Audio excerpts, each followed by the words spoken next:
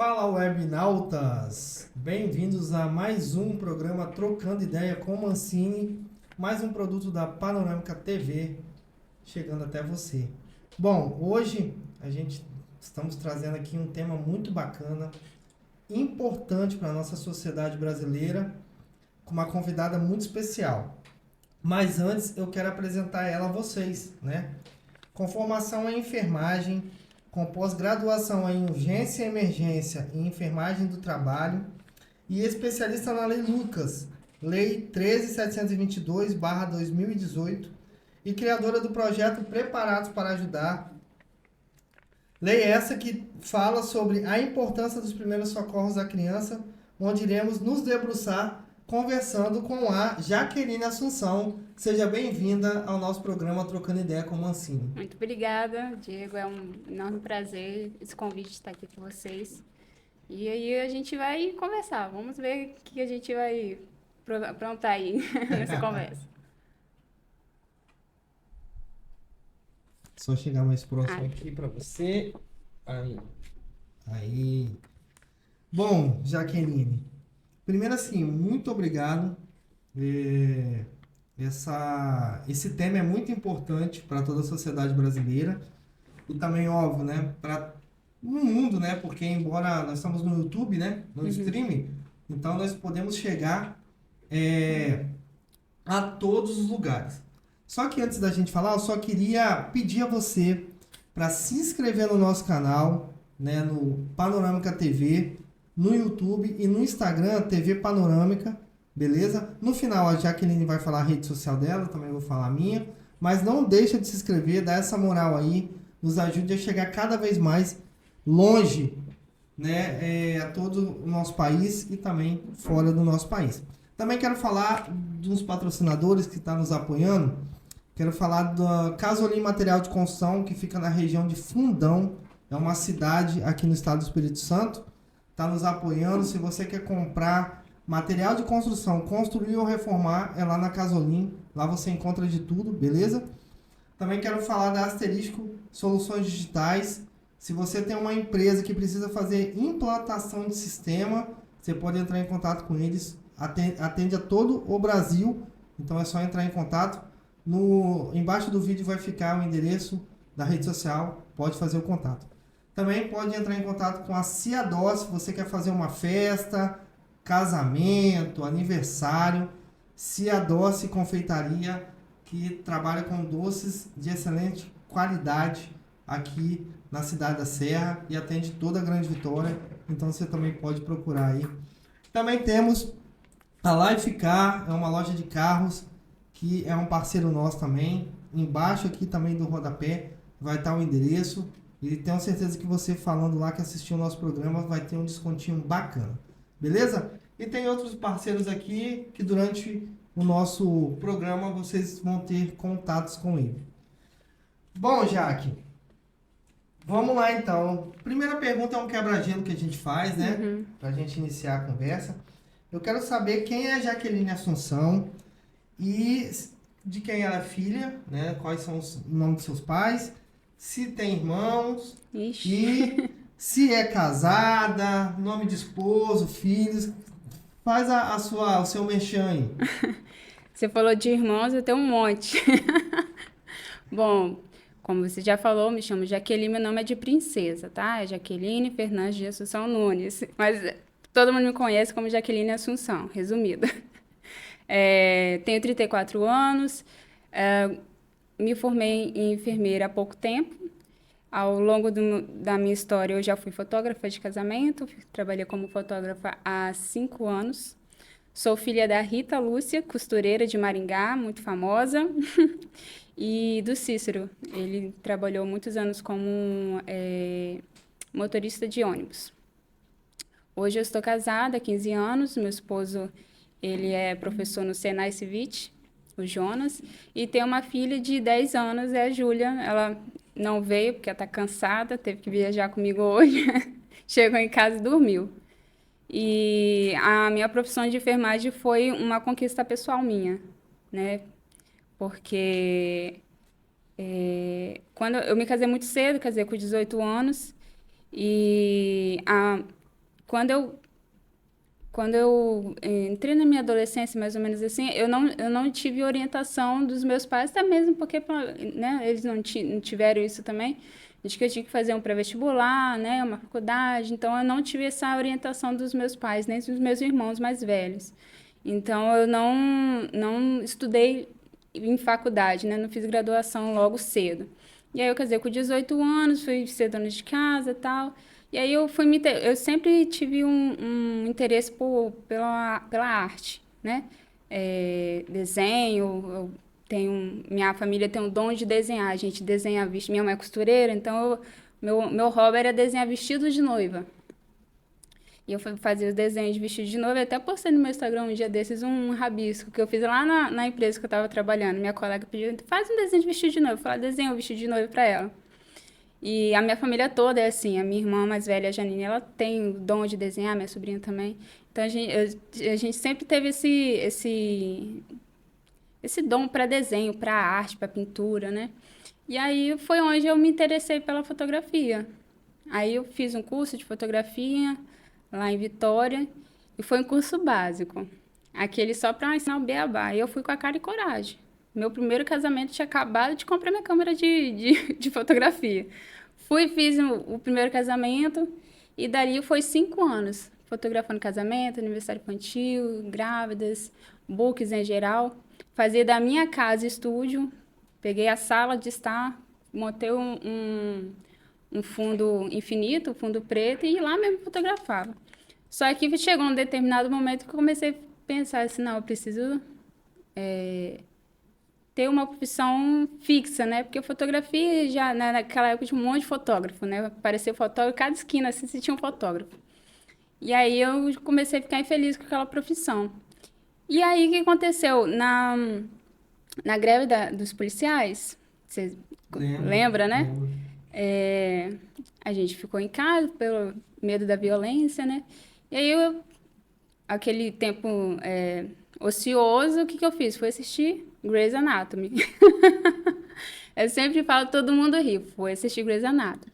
E o meu cunhado, que é técnico de enfermagem, não sei se conhece o Felipe, ele chegava, às vezes eles iam lá para casa e contava, né? Nossa, atendi um fulano de tal, assim, o caso foi desse jeito, não sei o quê. E eu ficava, assim, encantada com as histórias dele. E aí eu ouvia as histórias dele e assistia Grey's Anatomy. Eu via as histórias dele e assistia Grey's Anatomy. Se a gente, corpo humano é algo surreal, né? Que você acaba eu assisti Grey's Anatomy estudando, né? E ela, será que existe essa doença mesmo? Será que é assim mesmo que atende?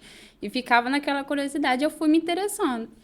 Daí eu fui fazer Enem, fiz Enem uma vez e não consegui passar na UFES, que o meu objetivo era passar na UFES, né? Para enfermagem. Não consegui. Aí fiquei frustrada, 2 anos, até que determinado período, falei assim, não, eu vou me dedicar para estudar. Estudei um ano inteiro sozinha em casa. Estudei, e aí eu fui conseguir passar, mas não passei para a UFES. Eu passei para a UFES em outros cursos. Passei para geografia, para química, para um monte de coisa, menos para enfermagem. Aí eu falei assim, será que é enfermagem mesmo que eu tenho que estudar? Aí eu fiquei meio frustrada assim. Só que aí depois veio o FIES. Aí eu falei assim, olha, será que vai dar para eu fazer? Aí eu fiz a inscrição no FIES e consegui a bolsa para o curso de enfermagem. E aí foi onde que eu entrei na enfermagem. Quando eu entrei na enfermagem, no curso de enfermagem, eu ainda estava com aquela ilusão, né, de Grey's Anatomy, aquela coisa, né, que hoje a gente vê que é ficção total, né? E aí eu comecei a ver o que era realmente a enfermagem, né? Que a enfermagem, ela é o cuidado, né? Ela é ciência. A gente fala assim que a enfermagem é uma arte, assim, porque a gente, né, usa tudo que tem à nossa disposição para o bem do paciente. Então, a gente faz arte mesmo com a enfermagem. Só que a enfermagem é ciência. E foi pela ciência, a ciência que eu me apaixonei. Que massa. Assim, você contando, né, fazendo esse release aí da tua infância, adolescência, juventude, você falou agora, né, dessa série. Eu também, minha mãe é técnica de enfermagem, Uhum. né? Então, assim, é uma área que eu sou também muito apaixonado. Embora minha mãe falasse, nossa, você tem que ser médico. Eu falei, mãe, eu não sei lidar com. Assim, eu não saberia lidar, né? Imagino, com a morte de você perder um paciente ali, né? Mas assim, nesse momento da pandemia que nós passamos, que nós vamos falar aqui um pouquinho, eu comecei a assistir Chicago Med, Amsterdã, Sob Pressão. Dr. House. Assim, cara, nossa. E eu assisti a série toda, assim, toda, do primeiro, da primeira temporada até a última. E de vez em quando eu falo com a mamãe assim, acho que eu vou fazer socorrista, né? Porque aquele primeiro momento ali de socorrer e tal, de repente ali eu consigo ter um estado emocional para fazer. E eu às vezes fico me perguntando, mas assim, eu me amarro nessa Só que a gente nunca saúde, sabe se sabe? está preparado até acontecer. É. Então, essa é a minha dúvida, assim. Pô, na série. E Chicago Med é muito real, né? Eles cortando lá, pá, aquele negócio todo. Mas eu falo assim, será que eu aguentaria essa situação? Então. Mas eu acho muito lindo, assim. Mamãe se aposentou agora, Uhum. né? Tem alguns episódios que eu já contei essa história. Ela se aposentou agora. O último trabalho que ela fez, ela estava no posto de saúde de Terra Vermelha. Uhum. E agora tá em casa. Falei, não, agora você tem que descansar, né? Já mais de 30 anos trabalhando na área. Mas que bacana, assim, ouvir isso de você, né? Como é que foi o teu encontro com a enfermagem, né? Assim, teu primeiro amor, né? E engraçado que quando eu entrei na enfermagem, eu estava indo pelo lado da neonatal, da UTI neonatal, né? Eu tive até um sonho, eu falei com minha cunhada, falei assim, ó, Rebeca, se engravidar, a gente tem que cuidar da sua gestação, porque eu sonhei que era eu que cuidava do seu neném, só que era na UTI, hein? Era uma UTI neonatal. Será que você é um enfermeiro de UTI neonatal? Ela, não, misericórdia, meu neném não vai precisar, não, você espera, então vamos cuidar dessa gestação. E aí eu fiquei pensando, será que eu vou atuar na área do neonatal?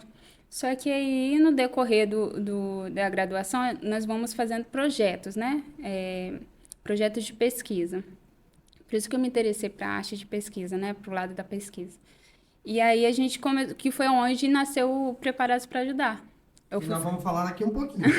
Antes, porém, você deve estar se perguntando aí que tem um boneco em cima da mesa aqui, né? Porque ela, como ela é especialista na lei Lucas, ela vai depois. No final você nos espera aí, porque esse tema vai ficar mais pro final e você vai ver ela fazendo a demonstração de primeiros socorros aqui com essa boneca que é da minha filha, né? Que eu trouxe para ser aqui a cobaia da Jaqueline. Mas aqui, como você já deu né, falando de novo, deu uma passeada aí pela tua infância, juventude e adolescência,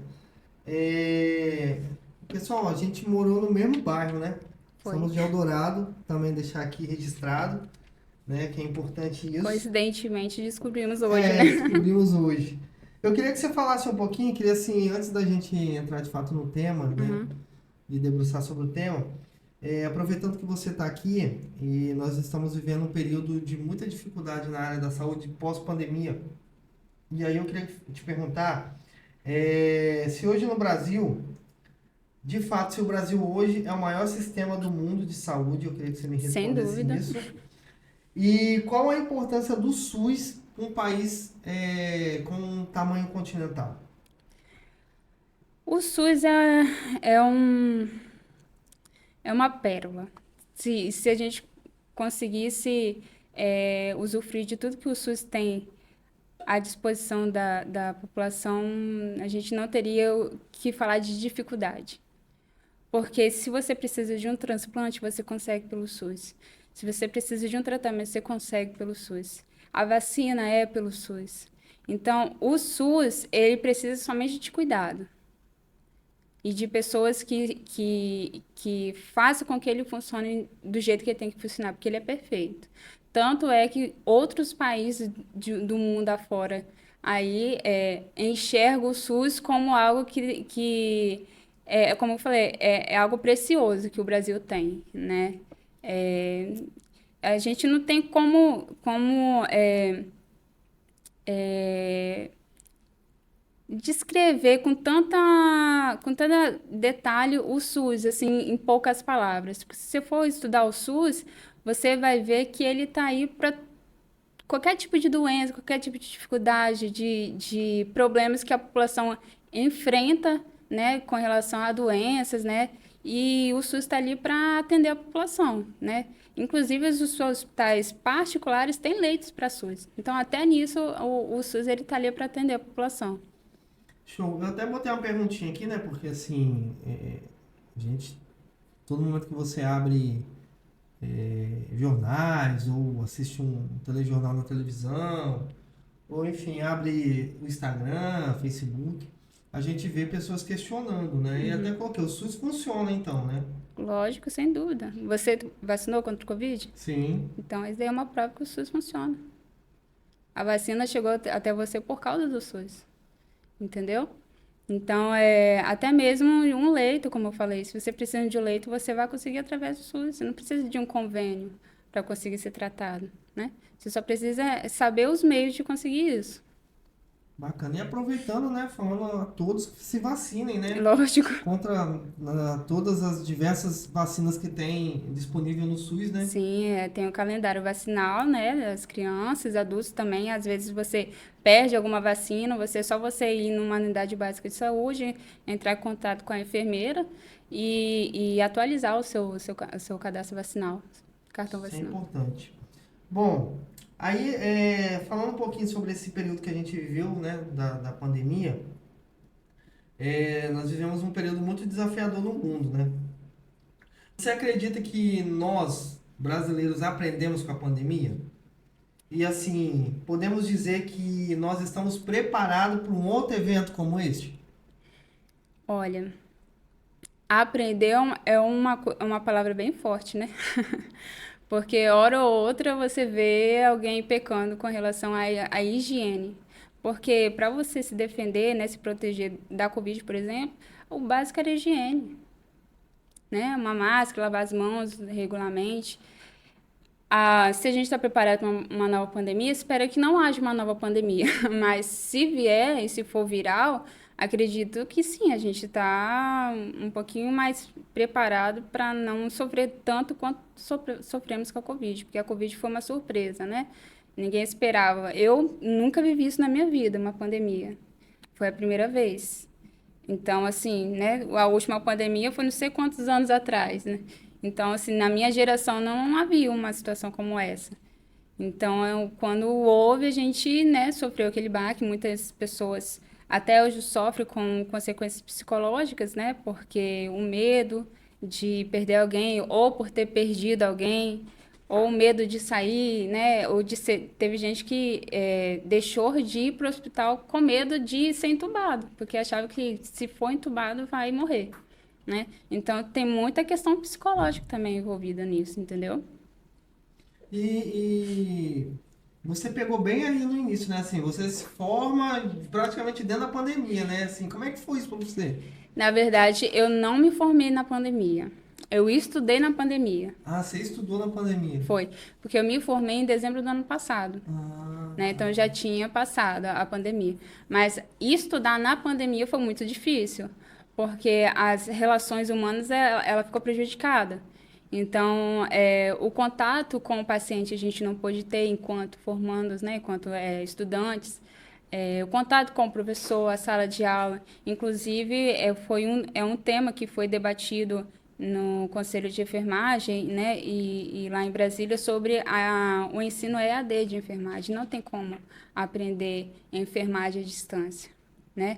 A enfermagem é ali, tá à beira-leito, né, de contato com o paciente, olho no olho. Então, não tem como a gente aprender a cuidar de alguém através da tela do computador, né? Então, assim, foi muito desafiador. Eu acredito que quem estudou na época da minha se sentiu tanto quanto prejudicado nessa questão, mas no ano seguinte a gente recuperou tudo aquilo que a gente perdeu no ano da pandemia, que foi bem difícil de lidar, né? Bacana.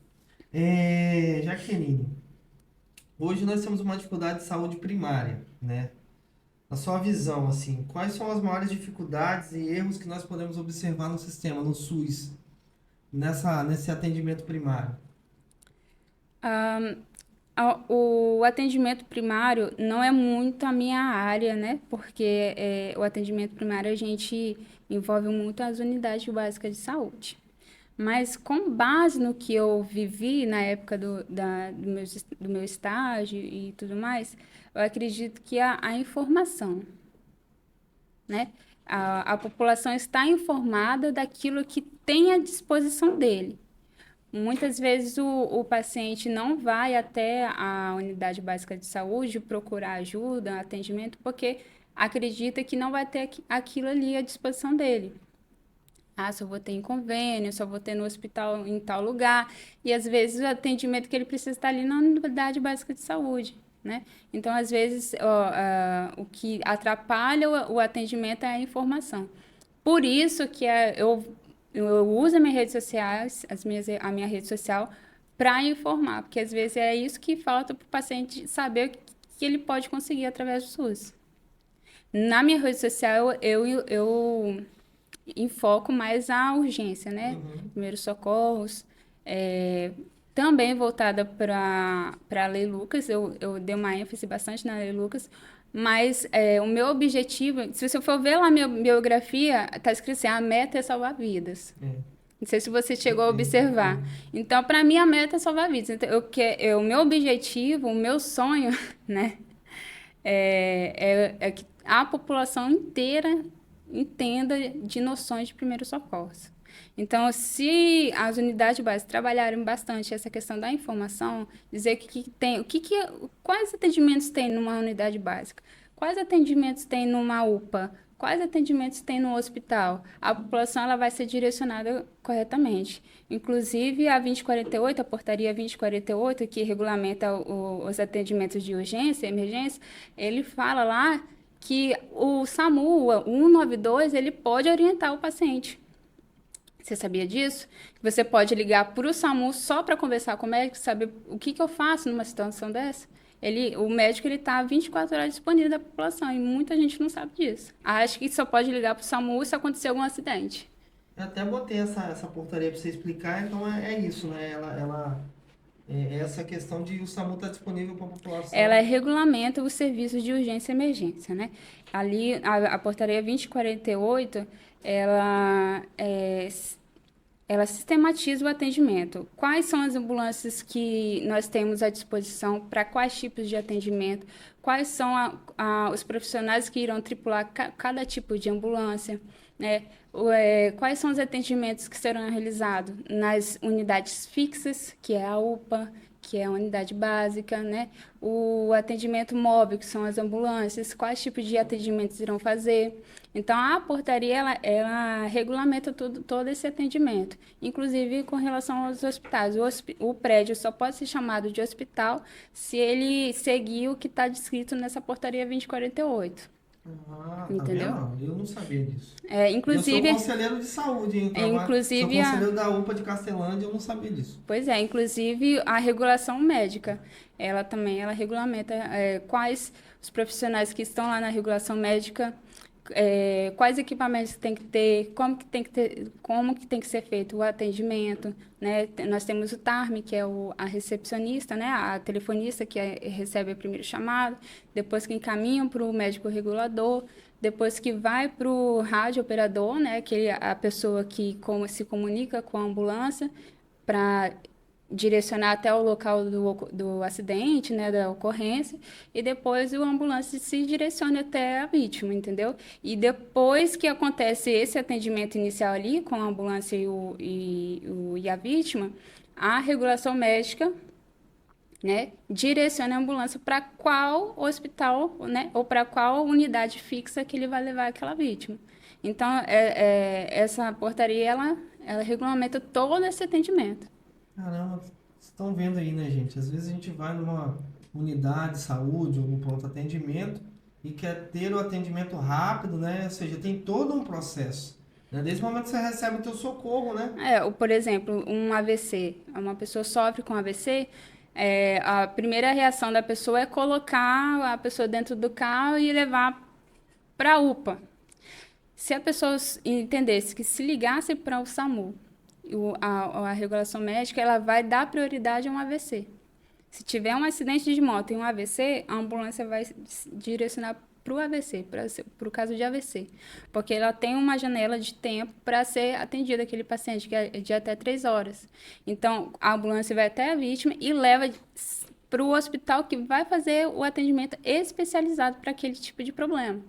Então, às vezes, se a gente coloca o paciente dentro do carro e tenta ir por próprios meios, você perde tempo e acaba sequelando aquela vítima. Entendeu? Se fosse o contrário, se você ligasse para o SAMU e o SAMU já levasse para o lugar certo. Você ganharia tempo. E às vezes é por essa falta de informação, de saber que o SAMU ele vai fazer esse tipo de atendimento, a pessoa não liga. Mas... E assim, aproveitando, né, deixar o número do SAMU, que é o 192, né? 92. E o dos bombeiros, o 93, né, que faz todo esse procedimento aí. E se você também quer conhecer um pouquinho mais sobre a profissão de condutor de ambulância, nós também gravamos um episódio com o Jobson, que é um condutor de ambulância, que ela citou aqui a questão das ambulâncias, para você entender, né, qual ambulância, o funcionamento delas. Você pode entrar no nosso canal aí e acessar esse vídeo, né, que vai linkar com o que nós estamos conversando aqui agora com a Jaqueline. Nossa, assim, muito aprendizado, hein? Muito aprendizado.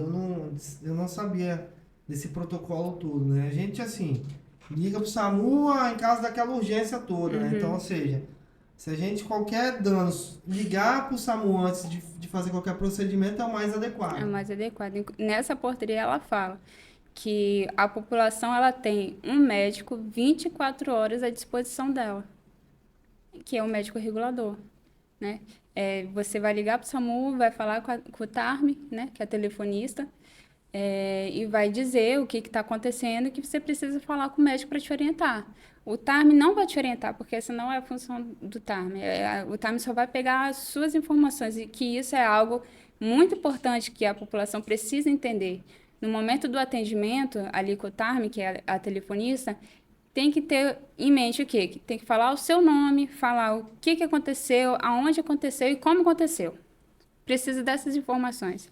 Porque, às vezes, no momento de desespero, o moço caiu aqui, aconteceu não sei o quê, moço, anda logo, manda a ambulância logo. Não vai mandar a ambulância logo, né? A gente não tem uma bola de cristal para imaginar onde que foi o acidente. A gente precisa de informações. Informações precisas e importantes. Qual é a vítima? O que aconteceu com a vítima? Onde aconteceu isso com a vítima? Que a ambulância precisa ir até algum lugar, né? Ponto de referência, qualidade, né? Então, assim, são informações precisas e importantes que quem tiver no telefone com o SAMU, né, com a telefonista do SAMU, precisa passar e tentar deixar o desespero de lado, ser o mais racional possível, né, deixar a emoção de lado, porque às vezes é meio difícil mesmo, a gente compreende. Mas quem está na ligação precisa ter consciência que ele está numa ponte com o médico, então ele tem que colocar a razão em primeiro lugar, a emoção de lado, para conseguir ajudar. Bacana. Bom, antes da gente entrar no assunto, né, da formação da Jaqueline, eu queria novamente repassar aqui os nossos apoiadores, falar da Asterisco Soluções Digitais aqui, né, um parceiro que está chegando agora. E se você quer montar um teu negócio, ter lá um sistema de PV, pode entrar em contato com a Asterisco Soluções, que tem um precinho bacana para te atender, né? Casolim Material de Construção, parceiro lá da região de Fundão, Ibiraçu, Aracruz, pode entrar em contato que tem preço camarada lá para vocês.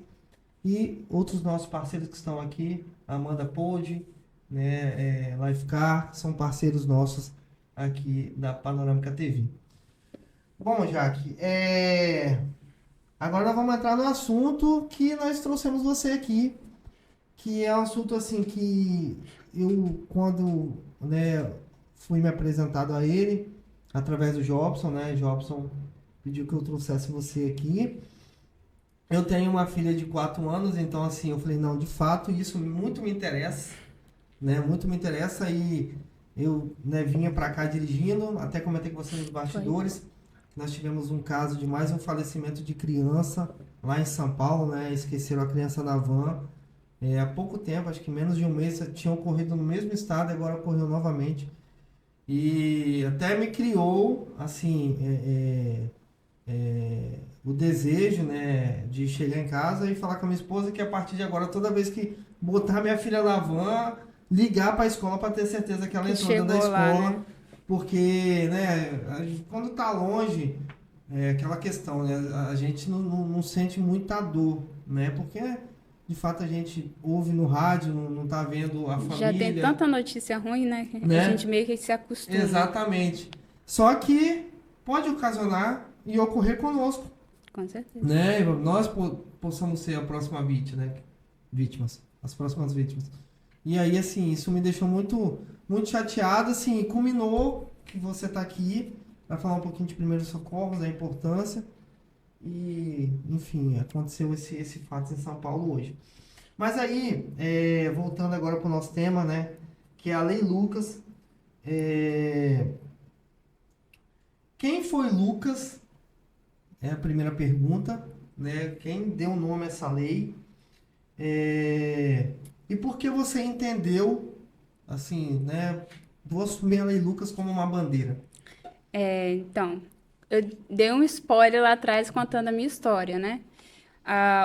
O projeto Preparados para Ajudar nasceu quando eu fui dar uma palestra no Senai.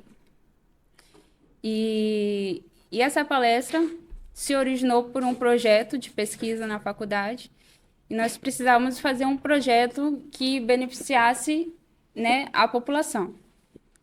E eu sempre fui apaixonada pela área de urgência e emergência. Eu fiz um curso de socorrista.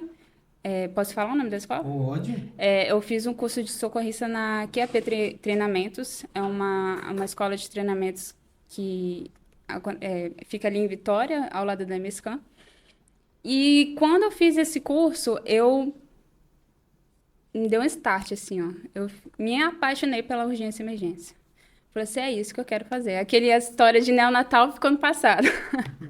E aí eu fui seguir para a área da urgência e emergência. Fiz esse projeto e quando eu fui fazer esse treinamento lá no Senai, foi onde que eu me apaixonei pela área da educação, no sentido de passar esse conhecimento para as pessoas. E lá eram alunos. O meu público eram os alunos dos cursos de técnico, né, que tem lá no Senai. E aí eu comecei a ver que existia uma deficiência muito grande em saber, tem muito mito, sabe? Quando, por exemplo, a pessoa está convulsionando, enrola a língua, não entende o que pode acontecer. Não existe isso de enrolar a língua, né? Então, eu comecei a pensar, nossa, existe tanta coisa, tanto mito, estancar sangue, por exemplo, né? Coloca sal grosso, tanta coisa que, meu Deus, em vez de ajudar, acaba prejudicando a pessoa. E aí, foi se passando o tempo, esse projeto ele deu uma adormecida, só que eu comecei a estudar mais urgência e emergência, urgência e emergência, urgência e emergência, e o meu TCC foi voltado para a Lei Lucas. Quando eu comecei a estudar a Lei Lucas, eu tenho uma filha de 10 anos, na época ela tinha por volta de 8, 7 anos, eu me coloquei no lugar da mãe do Lucas. E já vou falar sobre o Lucas. E aí eu coloquei o meu TCC, eu trouxe meus colegas para fazer comigo. Eu falei assim, o meu TCC vai ser esse tema, quem quer fazer comigo que venha. Quem não quiser eu faço sozinho, o meu tema vai ser esse. Eu tinha definido que esse era o meu tema, porque não via nenhum tipo de estudo voltado para ler Lucas. Se você for fazer uma pesquisa no banco de dados de artigos, você vai ver que quase não tem. Tem assuntos voltados para o educador físico, né, profissional de educação física, mas para o professor não tem. Até mesmo porque a lei é recente, é de 2018, né, justamente no ano que eu entrei na faculdade. Olha só, né, as coisas como é que são. E aí eu defini, eu fui fazer o meu TCC e eu comecei a estudar a Lei Lucas, que foi onde eu comecei a ver que realmente havia essa fragilidade nas escolas. O Lucas era uma criança de 10 anos, que ele foi passear com a escola, como é que fala? Recreação? Uhum. Sai, né, com a escola? Sim. E aí ele foi comer um cachorro-quente. Já estava no segundo cachorro-quente. Ele comeu o primeiro. Ele não tinha problema de deglutição. Se não me engano, eu posso estar me enganando, mas ele tinha autismo. e ele não tinha problema de deglutição, né? Para dizer que foi essa a causa, né? E aí aconteceu que ele engasgou com um pedaço da salsicha e não teve ninguém que desse o primeiro atendimento a ele. Para quem não sabe, quando você engasga, né, quando há uma obstrução da via aérea, é coisa de poucos minutos para sofrer uma parada cardiorrespiratória, né? O pulmão para primeiro, né? Ou há uma parada respiratória e o coração ele começa a ter que trabalhar 4 vezes mais, há uma parada cardiorrespiratória. E aí, se não houver ali o primeiro atendimento de RCP, a pessoa realmente vem a perder a vida, né? A falecer, que foi o que aconteceu com ele. Mais que os socorristas que chegaram no local desse o atendimento a ele, não teve como reverter, porque já havia muito tempo que ele estava numa parada cardiorrespiratória. A cada 1 minuto sem a RCP, a gente tem uma perda de 10% neurológica. Uma perda neurológica de 10%. Então, você faz o cálculo aí, 10 minutos sem uma RCP. Quanto de perda neurológica a gente vai ter? A gente vai ter uma perda de 100%. Então, o Lucas, ele sofreu isso. Ele ficou sem um atendimento inicial, né? Que é o primeiro socorro. E quando o socorrista, né, os profissionais de saúde chegaram até ele, já não tinha mais o que fazer. Ele realmente não teve como salvá-lo, né? E aí a história do Lucas foi muito interessante porque quem deu a ideia de promover essa reflexão não foi nem a mãe do Lucas inicialmente, foi a tia dele. A tia dele fez uma página no Facebook, a página chamava Vai Lucas. E ela, ali, através do Facebook, ela queria mostrar para a população o que aconteceu com o sobrinho dela, como que as crianças estão correndo risco, né? Porque não tem pessoas em volta daquelas crianças preparadas para ajudar aí caso precise, né? Só que a mãe dele já estava no estado depressivo, né? Imagina, Nossa. era o único filho dela. E ela tinha largado toda a vida dela, o trabalho, né, a profissão dela, só para cuidar dele. E aí, em determinado momento, ela se viu sem ele, né? O que ela vai fazer agora da vida, né? Foi essa pergunta que ela se fez. E aí, o que aconteceu? Ela teve um período depressivo, mas a irmã dela ali tentando, né, convencer ela de correr atrás. Só que aí houve um outro acidente em São Paulo, onde uma criança morreu também. E aí a irmã dela falou com ela, falou assim, aí, quantos Lucas vai precisar, né, aparecer por aí para a gente fazer uma diferença? Se alguém tivesse feito isso lá atrás, talvez o Lucas estaria aqui hoje, né? E aí foi onde começou o movimento, né? Fez-se um projeto primeiro de lei, depois a lei foi sancionada. Foi sancionada em 4 de outubro de 2018, no mesmo meu aniversário. Dia de São Francisco de Assis. Eu acho que tudo tá interligado. E aí, essa lei ela foi sancionada, né? Porém, ela não está sendo levada a sério, né? Depois do Lucas, muitos outros Lucas, né, apareceram por aí.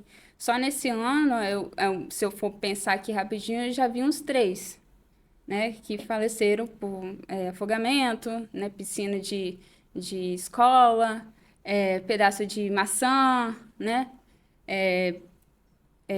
pão com pedaço de grande. E não é só engasgo que uma criança pode sofrer dentro de uma escola. No meu TCC, a gente fez uma pesquisa que viu que o ambiente que a criança está, ela está 1/3 do dia dentro da escola, né? 1/3 do dia ela está dentro da escola.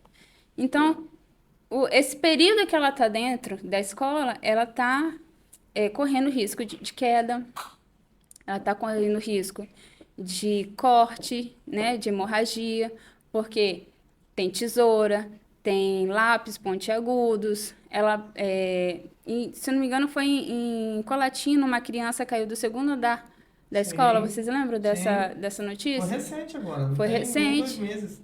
E o que eu faço com uma criança que caiu do 2º andar? Eu te pergunto, o que você faria? Não sei. A primeira coisa que a gente tem que fazer é não mexer na criança.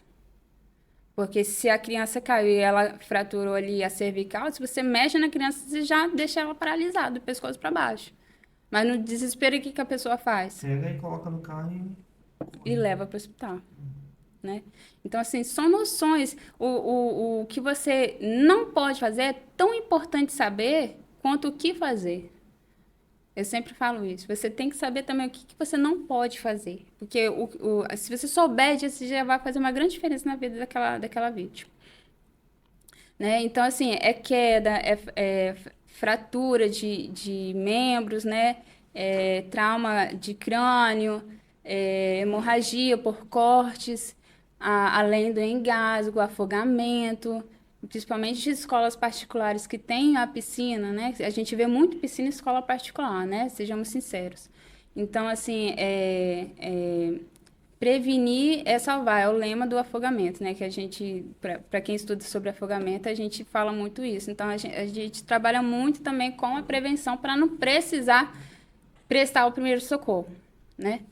Então, assim, o ambiente escolar é um ambiente de muitos riscos, né? E aí, e se acontecer? O que a gente faz, né? Eu vi um caso que aconteceu em Serra Dourada, o temor da pessoa que cuidou daquela criança eu não me recordo do eu acho que foi, ela aspirou, né? Broncoaspirou. Ela gorfou dormindo e broncoaspirou, né? Se eu não me engano. Pode ser que eu esteja enganada, mas se eu me recordo bem, foi isso que aconteceu. O temor, né? Até onde eu li na reportagem, o temor impediu que a pessoa prestasse o primeiro socorro. Olha que absurdo, eu acho isso um absurdo, né? Sendo que o primeiro atendimento que ela desse ali, aquela criança, tinha salvo a criança. Ali também em Serra Dourada ocorreu. Serra Dourada é um bairro da Grande Vitória, gente. Ocorreu também um tempo atrás, uma criança também se afogou na piscina de casa. No momento da família ali, esqueceram a criança, quando foi ver, já não tinha muito o que fazer. Tentaram socorrer, mas não, O tempo, né? não tinha muito o que fazer. Pois é. E a Lei Lucas, ela enfatiza que é voltado para os profissionais, não só professores. Eu gosto muito de frisar isso, porque lá fala que é para os profissionais que atuam nas instituições de educação. Ó, profissionais que atuam. É só o professor? Não, Não é. É a moça que trabalha na cantina. É a senhora lá que trabalha na cozinha, não é? é isso. É o, porteiro. é o porteiro, o segurança, né? É a secretária, é a professora, é a auxiliar da professora. É claro que o professor, vamos dizer, né, é a linha de frente, né, com os alunos, porque é o que tem contato direto a maior parte do tempo. Mas o professor não está do lado do aluno o tempo todo, principalmente na hora do recreio, né? Não tá. Então, aquela pessoa que estiver mais próximo do acidente, aquela pessoa que vai atender, não vai esperar chamar o professor que está lá na sala do professor para vir atender. Às vezes, não tem como ser assim. Então, a gente precisa preparar todos os funcionários que estão dentro da instituição, né? Seja ele quem for, a diretora, né? Então, e não só das escolas, da instituição de recreação também. Deixa eu te fazer uma pergunta, Jaqueline, porque assim, você falando aí me remete a uma situação, né? Nós temos filhos pequenos e tá na fase de semeio ou ali, né, da, da- do, do maternal ali, né, do jardim, né? Primeiras séries. Caberia também, por exemplo, um tempo atrás a minha filha estava passando mal com febre, né? Então, assim, Medicar na escola. o meu questionamento é o seguinte, cara, tipo, se tem uma convulsão, aí tem que esperar o pai ir lá, entendeu? Para poder pegar a criança, para prestar um socorro de levar um posto de saúde ou um ponto de atendimento, sendo que assim, tá dentro de uma instituição que, ou seja, quando a gente coloca o nosso filho numa escola, tanto privada como pública, nós acreditamos que ela esteja guardada ali, protegida, correto? Uhum. Então, assim, se é uma instituição pública, por exemplo, a minha filha estuda em escola pública, provavelmente tem um posto de saúde na comunidade, se não tem, tem numa comunidade vizinha. Não seria mais fácil uma interlocução entre os equipamentos públicos de, Claro. né, uma enfermeira ir lá, propriamente um médico, não sei, aí, né, questão de protocolo. Para isso a gente tem o SAMU. Então, de No lá e, caso, ó, sabe? é muito importante, ô, Diego, você falar isso, porque existe, o que eu fiquei sabendo de alguns professores, não vou generalizar, tá? Porque eu não posso fazer isso, generalizar, falar por todos os professores. Mas de alguns professores que eu ouvi, né? Há sim um receio com relação à Lei Lucas, de que os pais esperem dos professores que dê o tratamento. Não. O professor não é profissional da saúde, Sim. tá? O objetivo da Lei Lucas o conceito de primeiros socorros é o quê? É aliviar a dor, estabilizar, impedir que aquilo que aconteceu se agrave, né? Então, até que o socorro, o profissional de saúde chegue, aquela pessoa que prestou o primeiro atendimento está mantendo aquela vítima ainda estável para que quando o socorro chegar consiga fazer algo de bom, né? Trazer Sim. benefício para aquela vítima. Então, os pais precisam entender que o profissional de educação não é o profissional de saúde. Correto. Entendeu? Então, a Lei Lucas, ela tá ali para dar noção para o profissional de educação de prestar o primeiro atendimento. Mas quem vai tratar, aí é com a Profissional de saúde. saúde. Entendeu? Então, por exemplo, convulsão. Você deu o exemplo da convulsão. O profissional de educação vai prestar o primeiro atendimento para convulsão.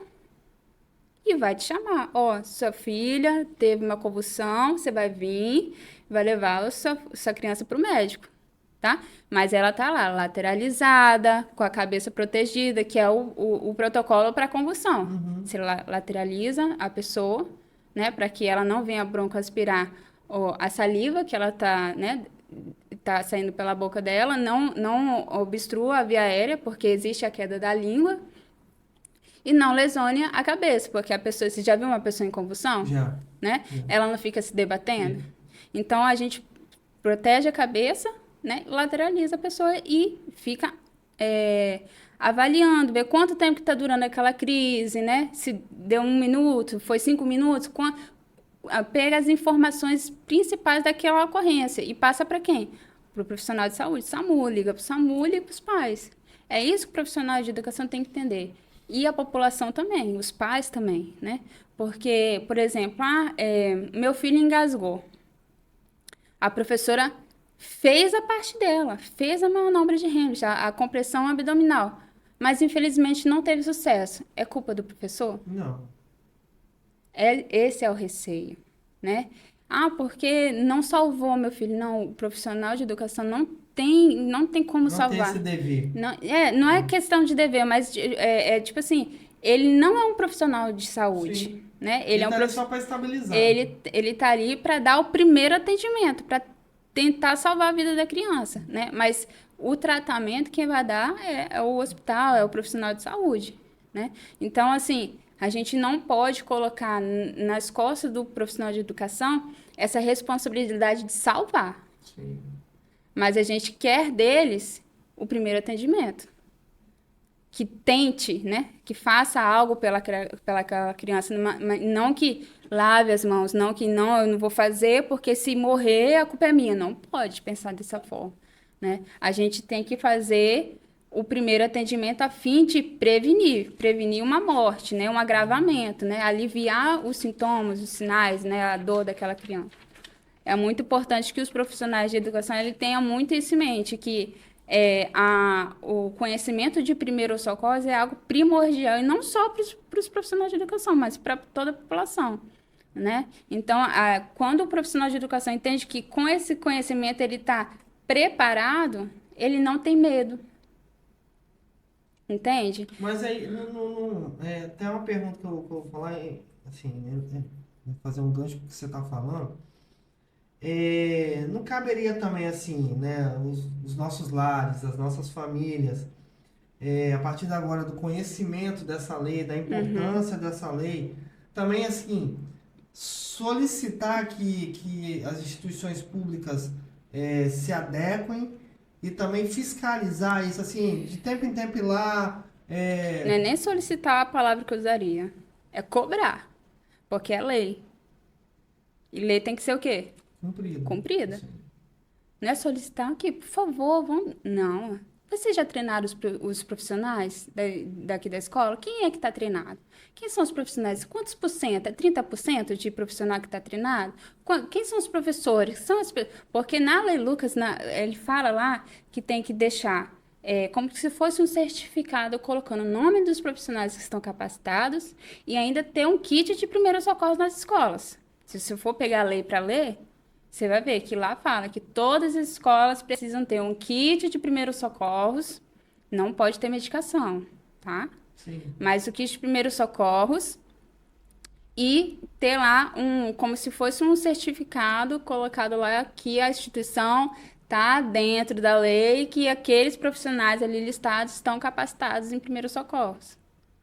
Entende? Sim. Então, assim, você como pai, você já chegou na escola do seu filho e fez essa pergunta? Não, eu nem sabia que existia, né? Tá Assim, vendo? por isso que Ninguém é nem importante sabe que você- existe a Lei Lucas. Esses dias foi assim, eu fiz, tá vendo? Eu tô brigando por algo importante, porque eu estava trabalhando no hospital e aí eu falando que eu fui no congresso esse ano, e nesse congresso eu fui apresentar o meu artigo sobre a Lei Lucas. A importância da implementação da Lei Lucas nas escolas brasileiras, o título do artigo. E aí eu contando para esse médico que eu estava empenhada nessa luta e que eu ia lá nesse congresso, é um congresso brasileiro dos conselhos de enfermagem, é um congresso muito importante, grandioso, tem uma relevância muito grande aqui no país. E eu conversando com ele que eu estava indo para levar esse artigo, para falar sobre esse tema, né?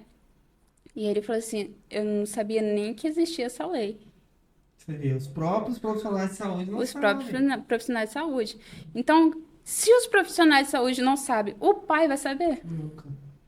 Às vezes tem professor que nem professor sabe que existe essa lei. E aí, se ninguém sabe, ninguém cobra. Se ninguém cobra, ninguém faz. Então, assim, a minha luta é para informar os pais. Pessoal, olha, vocês precisam chegar na escola e cobrar a instituição, principalmente as particulares, porque as públicas a gente ainda tem um envolvimento do poder público, né, para trabalhar junto com o César, com a César, né, para definir quem é o órgão que irá treinar os profissionais. Isso é uma outra questão que eu também tenho minhas ressalvas com relação a esse treinamento. Mas as instituições particulares que têm como contratar profissionais e treinar, por que ainda não fez isso? Verdade. Aproveitando, eu queria pedir meus companheiros aqui de técnica, dá uma pesquisada no YouTube aí, vê se tem alguém que falando da Lei Lucas, porque pode ser exclusivo. Panorâmica TV ser a primeira a falar da Lei Lucas no YouTube, né? Isso aí já é um ganho para nós e para Jaqueline, então nem se fala, né? Porque você foi no Congresso Nacional, onde poucos conhecem de fato essa lei. E eu acho que eu fui a única que falei dela e Lucas nesse congresso. Então A assim, única. se for exclusivo, gente, a gente vai dar um jeito de colocar quando a gente subir, né? Depois que editar bonitinho, colocar lá que esse tema é exclusivo nosso, né? Estamos lançando através da Jaqueline, a defensora da Lei Lucas. Ah, assim, eu estou muito feliz com tudo que eu estou ouvindo aqui, sabe? Porque, assim, como pai, de fato, eu não sabia de tudo, dessa importância da legislação. E, assim, é aquela coisa, a gente, quando vê, sente a dor, né? Fica chateado. Mas, o que que faz agora? Inclusive, você falou que nós, enquanto pais, a gente sente a dor. Eu lembrei de uma situação que eu chorei quando eu vi a notícia, daquele atirador que entrou lá numa escola, se não me engano, em Florianópolis, Sim, sim, sim. e matou, né, um punhado de criança lá. E eu fiquei pensando, não com um pensamento de julgamento, lógico, porque a gente não estava lá. Mas será que aquelas crianças elas morreram de imediato? Será que elas foram feridas e morreram por sangramento? Será que se foi isso? Se alguém tivesse feito algo por elas, será que elas... Eu sei que teve uma lá que morreu assim na hora, né? Que foi na cabeça. o ferimento, né? Foi um machado que usaram. Isso. Foi terrível a notícia. Eu fiquei mal o dia inteiro, mal o dia inteiro. Mas fiquei pensando nas outras crianças. Será que teria essa possibilidade? Então, assim, hoje a gente está vendo muita notícia de pessoas que estão entrando nas escolas e estão atirando, estão fazendo barbaridades. E talvez, numa situação dessa, o professor ou aquele profissional que está atuando ali, ele consegue interromper uma hemorragia, né, até que o socorro chega até aquela criança vitimada. Por isso que eu falo que não é só engasgo que a gente tem que tratar, né? Tudo bem que engasgo, se não me engano, é a segunda causa de morte em crianças. Mas a gente tem que pensar, hoje em dia, na nossa realidade de hoje, a gente tem que pensar em muitas outras coisas. Né? Hemorragia, fratura, queda, engasgo, parada cardiorrespiratória. Esses dias eu vi uma reportagem de uma criança de 9 anos que sofreu uma parada cardiorrespiratória. Porque ela tinha uma cardiopatia, né? Uma doença cardiológica, que ela veio sofrer um infarto. Olha só, quem vai imaginar uma situação como essa, né? E assim, aproveitando que você está falando, eu queria que você demonstrasse nessa boneca, né, mais ou menos um recém-nascido, né, um pouquinho maior que o recém-nascido. A gente vê muitos casos de engasgo de recém-nascidos, né? E às vezes nem Crianças. só recém-nascidos, mas crianças de 0 a 1 ano, né? Que no caso essa manobra serve para criança de 0 a Queria que 1 você ano. mostrasse aí para os pais, né? Eu vou te pedir para colocar na edição, não sei se é possível, o vídeo que tem uma demonstração lá no meu Instagram que eu fiz com a minha filha. Eu queria trazer ela, mas ela dormiu. E ela ficou muito cansada e dormiu. Eu queria trazer ela para ela participar com a gente, eu demonstrar em crianças maiores, né? Porque a manobra de Hamilton em adulto também serve para adolescentes e jovens, né? Esse aqui é só mesmo para bebezinho. Aí você pode perguntar, mas para bebê de 0 a 1 ano? Eu costumo dizer assim que depende muito do biotipo da criança. Que às vezes uma criança de 2 anos é bem pequenininha, né, magrinha, e você consegue fazer. Então vai depender, né, do seu raciocínio ali na hora. Mas de 0 a 1 ano a gente dá certeza, tá? Então, assim, a primeira coisa que a gente vai fazer é olhar para a criança, né? Geralmente a criança, quando ela tá com a obstrução da via aérea, né? Ela vai perder o tônus muscular, vai ficar molenguinha, né? Vai ficar molinha, vai ficar com o lábio roxo, né? E não vai apresentar choro, porque existe 2 tipos de engasgo. Engasgo parcial e engasgo, né? A obstrução parcial e a obstrução total. A obstrução parcial é aquela que a criança ainda consegue chorar, mas com aquele choro bem dificultado, né? Então você vai levantar essa criança, vai dar, né? Vai deixar ela sentadinha e vai. Quando a criança consegue tossir, né? Maiorzinha, você fala para ela tossir. Tosse, tosse, faça tosse. E aí que aquela força que o diafragma faz nos pulmões faz com que aquilo que está obstruindo seja lançado para fora, né? Quando é um bebê, você só senta ela, né? Que aos poucos vai sair. Quando é parcial. Quando é total, a criança ela não vai conseguir chorar, pedir por socorro.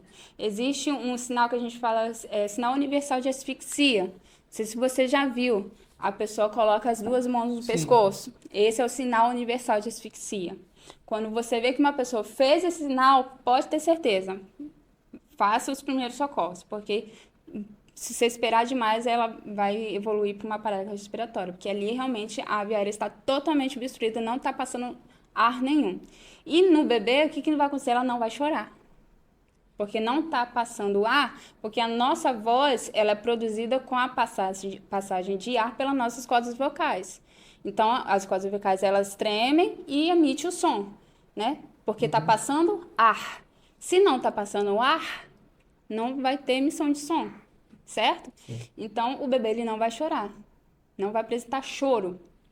Então, você viu, tá molinha, tá com o lábio roxinho, não tá chorando? Começa, tá?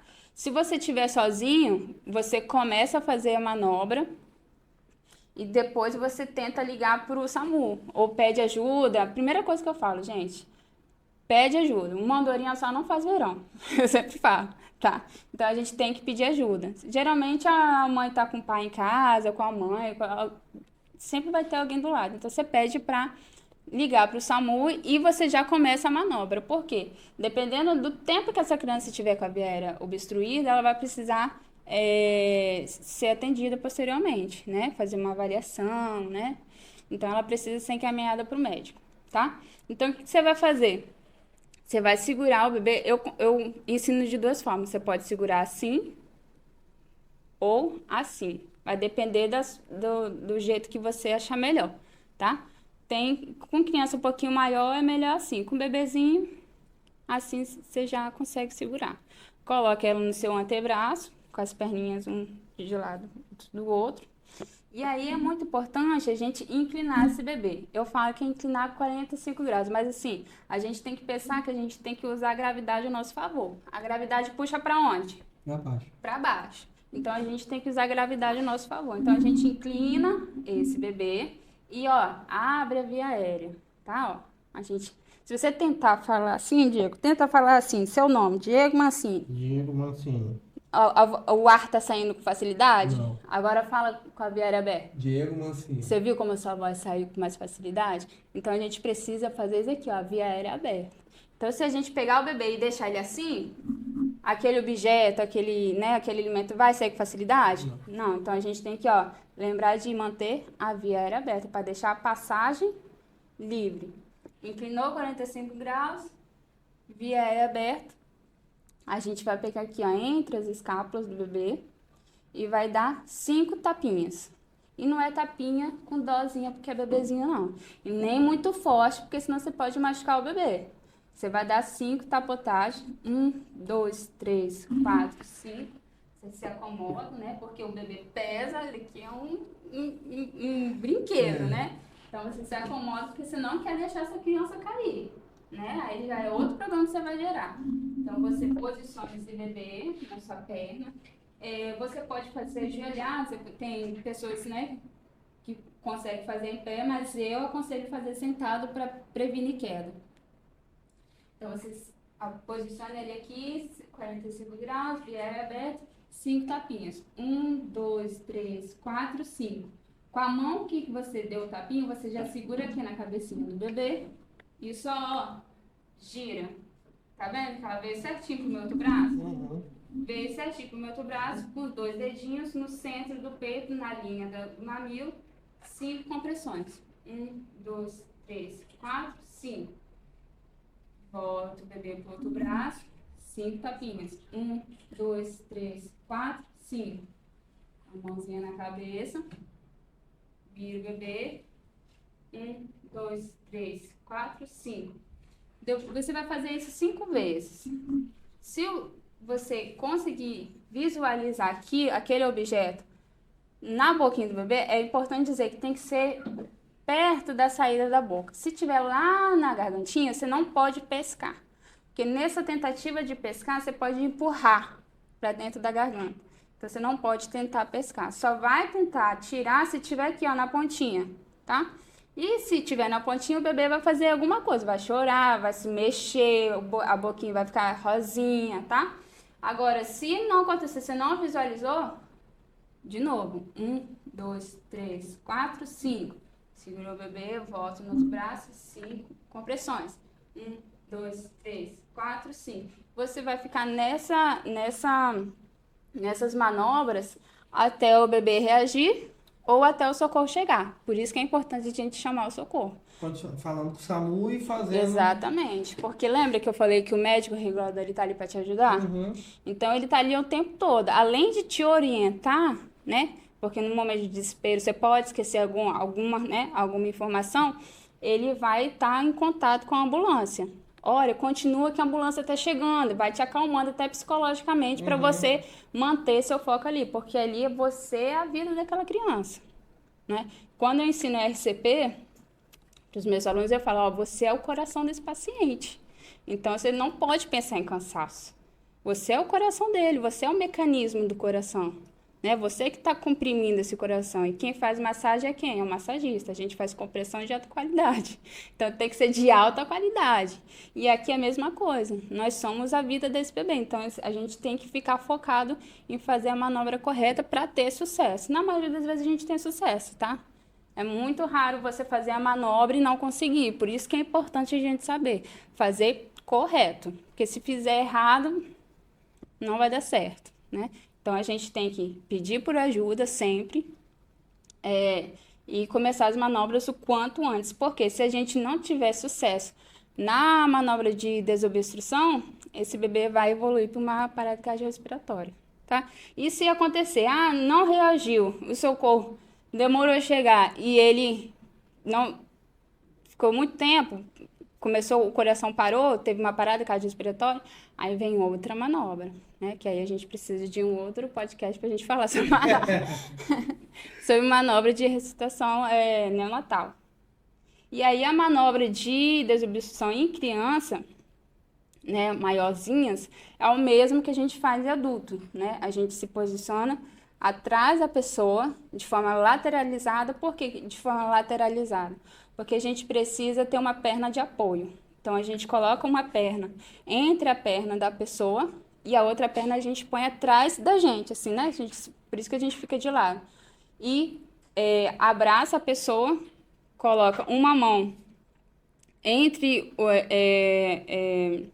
o umbigo e... eu costumo dizer que é na boca do estômago, né? Entre a cicatriz umbilical e o processo tifoide, né? Mas se eu falar esses termos, ninguém vai saber. Então, você fala na boca do estômago, você já vai localizar.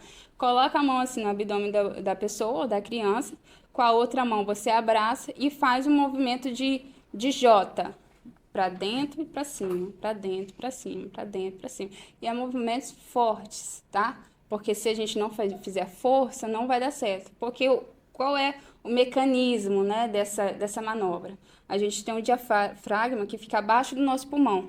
É ele que movimenta o nosso pulmão, que puxa o pulmão quando a gente inspira e que levanta o nosso pulmão quando a gente expira. Então, quando a gente faz essa manobra de compressão abdominal, essa membrana, ela empurra o pulmão e o ar que dá dentro do pulmão joga aquilo para fora. Então, esse é o mecanismo. Por isso que a gente tem que fazer com força, né? E aí, se por acaso você está lá fazendo manobra, né? E a pessoa não desengasgou e sofreu uma parada cardiorrespiratória, o que ela vai fazer? Ela vai cair.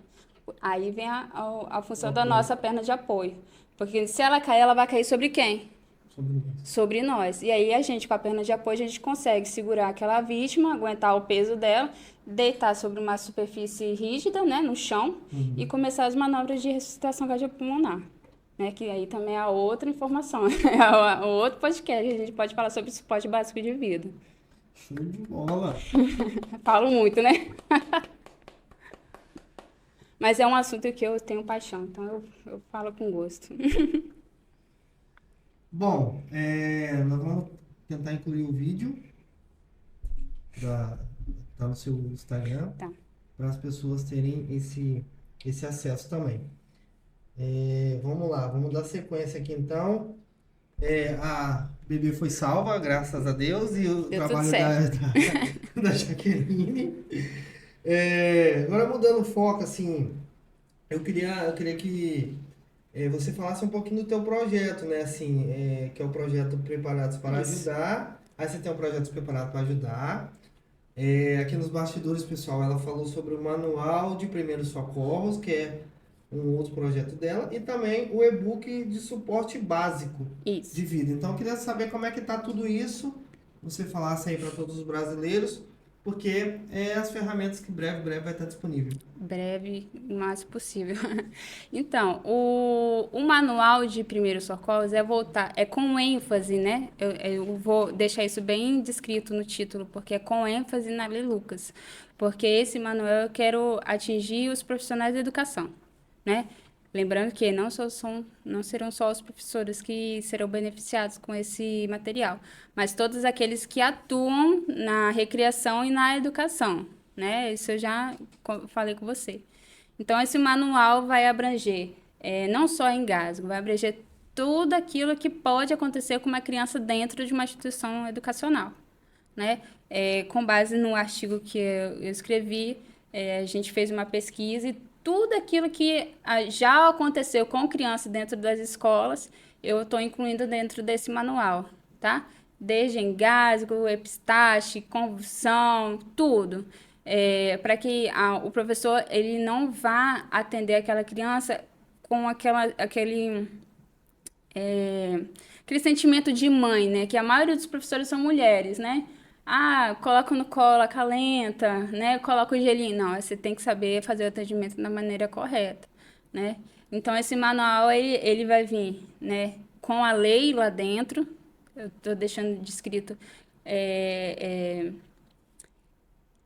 na íntegra, a lei na íntegra, lá dentro, com uma introdução falando o que é primeiro socorro, qual a importância de você ter esse conhecimento, a lei Lucas lá dentro. Falei um pouco da história do Lucas, né, da situação que aconteceu com o Lucas, e aí eu venho abordando tema por tema, deixando claro o que eu tenho que fazer, como eu tenho que fazer, o que eu não tenho que fazer, para isso não restar dúvidas nenhuma. E nesse manual tem alguns exercícios para o professor fazer, né, para aquela pessoa que adquirir fazer, para testar os seus conhecimentos, para ver se realmente está sabendo, né, e isso seria apenas um suporte, porque, como a gente até conversou aqui antes de começar a gravar, que eu acho importante que o treinamento ele seja na prática, tá? Não é para você pegar esse manual, ler aquele manual e achar que está sabendo de tudo. Aquilo ali é para aprimorar os seus conhecimentos. Orientação. Isso, é para agregar os seus conhecimentos que você tem que adquirir na prática. Primeiro socorro a gente aprende na prática, fazendo, pegando o boneco, fazendo uma simulação de atendimento, e ali a gente vai treinar também o pensamento crítico. O que eu tenho que fazer? O que eu tenho que fazer primeiro? Como que eu tenho que fazer? Então, tudo isso a gente leva em consideração no atendimento. Então, o manual ele vai estar ali para te dar um suporte. Tá? Se esqueceu, como é que eu faço atendimento? Vou pegar o manual tá lá para te dizer o que você tem que fazer, né? Então, é um auxílio, é um suporte para o professor, que é com base realmente na Lei Lucas, né? Com ênfase na Lei Lucas. E o Preparados para Ajudar como eu já falei, é um projeto oriundo, né, da minha época de graduação, e ele é focado, ele é voltado para o aluno, né? Ele vai servir de apoio para o professor, né? Que é um outro artigo que eu escrevi, né? Que é a importância do conhecimento e primeiros socorros nas escolas, ou seja, uma disciplina na grade curricular do ensino básico, ensino médio, né? Ensino fundamental e médio, né? De uma disciplina de educação e saúde. A disciplina seria essa, educação e saúde, mas que nessa disciplina houvessem aulas de primeiros socorros, né? Não só para adolescente e nem jovem, não, para criança também. Criança tem total competência para prestar um primeiro atendimento. Então, esse projeto do Preparados para Ajudar é uma revistinha em quadrinhos, onde existe duas personagens principais. É a enfermeira Estela. Esse nome eu dei Estela por causa da estrela da vida, né? Que é o símbolo da urgência e emergência. Então, eu coloquei Estela porque o significado de Estela é estrela, né? E aí ela é a enfermeira Estela, né? A imagem dela é baseada na minha pessoa. Cabelinho curtinho, ruiva. Hoje eu tô loura, mas eu sou ruiva natural. Então, é uma enfermeira e a criança, que é a personagem, né, principal da história, que foi baseada na minha filha. E o nome da personagem se chama Júlia. Eu coloquei, porque ela pediu, mãe, coloca o meu nome na personagem. Tá bom, gente, então vai ser Júlia. Aí é Juju, né? Aí é a Estela e a Juju. A Juju é uma criança esperta, uma criança ativa, inteligente, e ela tem a Estela para ajudar ela nos momentos de perigo, né? No momento que ela precisa, que acontecer alguma situação, ela precisa ajudar, que ela está preparada para ajudar, né?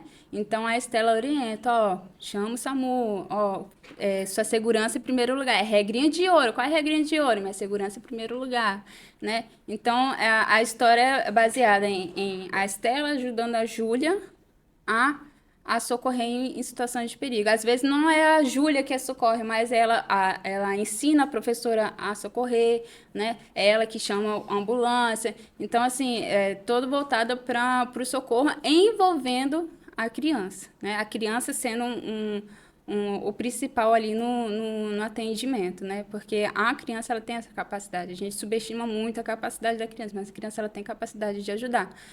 Não é à toa que lá fora, nos Estados Unidos, hora ou outra você vê a situação em que o neto socorreu o avô que teve uma parada respiratória simplesmente ligando para o 181, né? 181 não, como que é Não, lá é 9-1, né? 191, né? 9, é. Então a criança liga para emergência e o médico está com a criança no telefone e a criança está socorrendo, né? Então, assim, é um projeto voltado para que a gente já comece a capacitar a população desde cedo, porque as crianças de hoje são os adultos de amanhã, né? Então, se as crianças de hoje aprenderem e saberem primeiros socorros, amanhã elas serão as pessoas que vão propagar esse conhecimento, né? E o e-book? E o e-book é um projeto que já foi, né, foi implantado, né? Eu pensei junto com um amigo meu e a gente fez voltado para o profissional de saúde mesmo, né? O enfermeiro técnico e o enfermeiro graduado, né? É um e-book que fala sobre o suporte básico de vida e ali tem todos os detalhes, todo passo a passo de como socorrer num caso de parada cardiorrespiratória. Também com perguntas, né? Para testar os conhecimentos, as referências, tudo certinho. Show de bola. Esse já está pronto, já está sendo vendido. E aí, para encontrar isso na tua rede social, quero que você fale pro pessoal aí. A minha rede social, meu Instagram, né? É o @enfer.jaqueline. O meu nome é um pouquinho diferente. É J-A-C de casa e Q de queijo. Então, é enfer.jaqueline. É isso aí, você vai encontrar na rede social Lá na dela. bio. Lá tem vários temas, assim, muita coisa. Então é importante tu acessar lá, seguir ela, Com certeza. né, para apoiar essa defesa da Lei Lucas. Bom, a gente tá chegando ao final, eu quero fazer algumas perguntinhas pra gente finalizar. Primeiro assim, como a gente tá falando de vida, né, porque esse teu projeto aqui, ó, Projetos Preparados para Ajudar, né, eu queria que você falasse da importância da doação de sangue, né, porque você lida com isso, você tá na emergência e urgência, e também a importância da doação de órgãos. Os dois tipos de doações são doações fundamentais para a gente conseguir dar seguimento ao tratamento de muitas pessoas, né? A doação de órgãos é algo que você tem que formar a família, porque por mais que você deixe. Tem gente que tatua, né, doador de órgãos. Isso não é suficiente para que o hospital ele tome a decisão de doar o seu órgão. Então, quem vai autorizar isso, né, numa situação que você tiver, que acontecer algo, que você tiver morte cerebral no hospital, por exemplo, quem vai autorizar a sua família. Então, você tem que deixar isso bastante claro, o seu desejo com a família.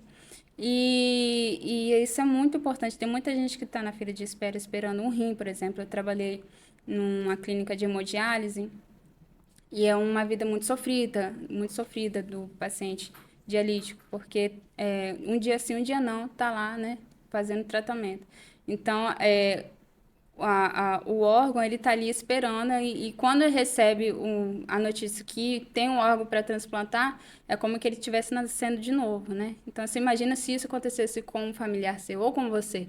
Você não gostaria de receber essa esperança de vida, né? Então, a gente fala que é dar continuidade na sua vida, é você doar seus órgãos, né? Você deixar a sua família ciente que você é um doador, né? Que este é seu desejo, que quer que seu desejo seja atendido, né? E a doação de sangue é algo que a gente tem que dar uma ênfase muito importante, porque o banco de órgão, de sangue, ele está precário, né? Principalmente os tipos de sangue. O meu é o AB positivo. Eu posso receber de todos os tipos sanguíneos, mas eu só posso doar para mim mesmo, né? Então, tem sangue difícil, né, de receber. Então, assim, a gente precisa manter aquele banco de sangue bem recheado. né? Então, é um tratamento de câncer, é um acidente que a pessoa perdeu muito sangue, precisa repor. Sangue é vida, gente. Então, a gente tem que ter em mente que se a gente quer vida, a gente tem que doar vida também, né? Então, de 6 em 6 meses, vai lá, faz o atendimento, a consulta, lá mesmo no EMOS ele vê, né? Faz todos os testes, né? Se não tiver problema nenhum, você vai lá, consegue doar. Então, assim, tem o tempo, né, específico para você estar doando, o peso específico, tem todos os detalhes que você pode estar entrando no site da EMOS para estar conferindo direitinho e doar sangue. Às vezes tem as campanhas. A igreja Fonte de Vida geralmente faz umas campanhas da própria igreja, mas tem as campanhas, né, do governo também, que é uma oportunidade para você nunca doou, ter a oportunidade de doar pela primeira vez, mas colocar isso como objetivo de vida. Pelo menos uma vez no ano já é o suficiente, né? Se todo mundo, né, na vida, pensa, não, uma vez no ano tem que doar. Olha a diferença que a gente vai fazer na vida de alguém, né? Isso é verdade. E assim, falando dessa questão de doação de órgãos, né? Por exemplo, eu tenho um adesivo no meu carro, tá lá, nítido, né? Doe órgãos e tal, para mostrar que no meu Instagram, tem lá que eu sou doador de órgãos. Eu escrevi na minha agenda e já falei para minha família e volto a repetir que tá gravado aqui, né? Que eu sou doador de órgãos, assim. O que der para aproveitar para salvar outras vidas, pode utilizar. Eu brinco com a minha família que, assim, né, no momento que chegar a minha ida, não precisa nem se preocupar com o velório, nada não. Assim, doa tudo que puder, que der. E aí, assim, qualquer lugar é lugar, porque a gente tem que fazer vivo, né? Tem que dar o desejo em vida. Inclusive, uma bolsa de sangue a gente consegue salvar até 4 pessoas, né? Exatamente. Olha só. Isso aí. Uma vez que você doa, você está salvando 4 pessoas. É isso aí. Né? Então, assim, gente, leve isso para a vida de vocês, né? Aproveitando que a Jaqueline veio aqui, falou muito, né, do cuidado com a vida, de salvar vidas. Se importe com o teu próximo, né? Porque pode ser você amanhã precisando, então a gente nunca sabe. Doe órgãos, doe sangue, procure o EMOS da sua cidade, né? O SUS é fantástico para isso, que inclusive pessoas que estão no particular, se precisar de sangue, o SUS libera, então que vocês possam também fazer a parte de vocês. Tá vendo como o SUS é precioso? O que seria do Brasil sem o SUS, hein? Sem o SUS, né? Um país continental como o nosso. Bom, assim, eu quero te agradecer, Jaqueline. Prazer é todo meu. Por essa oportunidade rica de aprendizado, né? Como eu falei no início, eu sou conselheiro de saúde, atuo no Conselho de Saúde da UPA de Castelândia. E, assim, muitas coisas, assim, eu estou ainda aprendendo e, de fato, eu não conhecia essa questão da... Portaria 2048. Isso, da 2048, tá aqui. A UPA é uma unidade fixa, hein? Da 2048, então, assim, eu vou me debruçar. Também da Lei Lucas, que, assim, você falou muito da questão do ambiente escolar, mas eu acho também, assim, nós que moramos em condomínio, por exemplo, né, corre risco de afogamento, Sim. de engasgo, então por isso que a população ela precisa ser treinada lá desde criança, né? Lógico que se a gente pegasse os pais hoje e inclusive eu já fiz isso, peguei um condomínio e treinei, né, aqueles que tinham o desejo de aprender, fizemos um treinamento dentro de um condomínio. Né? É um projeto muito interessante também de ser feito entre os síndicos, né? De trazer para dentro dos condomínios isso. Porque a gente vê muito no Instagram, por exemplo, notícias de que pais levaram a criança lá no posto da polícia porque a criança estava engasgada. Olha o tempo que perdeu, meu Deus, de sair de casa e até lá na polícia. Podia ter feito isso em casa? Já começado ali o atendimento? Não ter... Né, ganhado tempo com aquela criança, né? Então, se os pais já tiverem esse conhecimento, isso seria maravilhoso. Dentro do condomínio, com esse projeto, seria ideal. Muito legal. Fica aí aberto, né? A Jaqueline já deixou a rede social dela. Você que é síndico ou conselheiro de condomínio, que queira levar, né, a palestra dela, entre em contato com ela, chame ela, que é importante. E falar para todos os pais brasileiros, né? Vamos cobrar das nossas secretarias de educação, isso aí, né, no âmbito municipal, estadual e federal, para que essa lei seja implantada em nosso país. Beleza? Cobre, e, de novo, cobre de novo, né? Inclusive, os professores não se sintam satisfeitos com treinamento online ou com treinamento de palestra, com 100 professores reunidos num auditório e alguém palestrando. Isso não é treinamento. Exijam treinamento de qualidade, com no máximo 10 professores numa sala para treinar, sabe? Fazer o treinamento na prática. E isso é treinamento. Não é colocar 100 professores num auditório e um enfermeiro palestrando. Isso não é treinamento, isso é palestra. Palestra é diferente de treinamento. A gente não aprende ouvindo palestra, o primeiro socorro ideal do jeito que tem que ser aprendido. A gente aprende com quantidade mínima de alunos. E essa quantidade mínima, no meu entendimento, é no máximo 10 a 12, no máximo 12. Né? Então, o professor não se sinta satisfeito com esse tipo de treinamento. Cobre do diretor, cobre da Secretaria de Educação. A gente quer um treinamento de qualidade, porque a gente tem uma vida nas nossas mãos também. Todo dia aquela criança está sob nossa responsabilidade. Se acontecer alguma coisa, aquela palestra vai me ajudar? Eu vou lembrar o que eu vou fazer na prática? Colocar minha mão na massa? Como é que eu vou fazer? Né? E para isso a gente precisa de treinamento de qualidade. É isso aí, gente. Leve a Jaqueline em todos os cantos do Brasil, né? Amém. A rede social dela tá aí. Bom, de novo, muito obrigado. Entendeu? Conte com a Panorâmica TV, conte com o Trocando Ideia com a Mancini para propagar a Lei Lucas aí e todos os ensinamentos de primeiros socorros. E até breve, gente. Tchau, tchau.